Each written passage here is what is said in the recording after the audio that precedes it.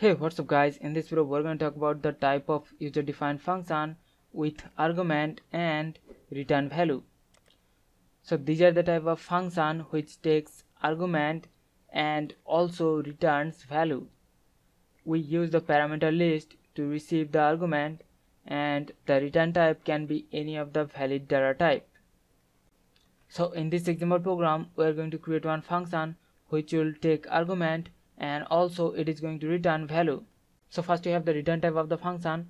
So I'm gonna write integer because our function will return one integer value, and then the name of the function I'm gonna call it add, and the add function will take two integer argument, integer a and integer b, and then inside the curly braces I'm gonna return the addition of a and b.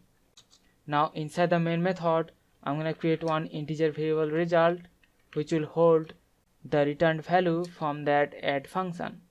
So I'm gonna call the add function and I'm gonna pass the parameters 1 and 2, and then I'm gonna use the cout to print the addition is, and then I'm gonna print the value of the result variable, and then we have the line break.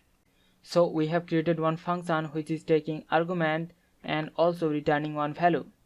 So whenever we call the function and pass the parameter, then the parameter 1 and 2 will be mapped down to a and b, and the add function will add those two numbers and return the addition, and the returned value will be stored in the variable result, and then we have printed the value of that variable onto the console.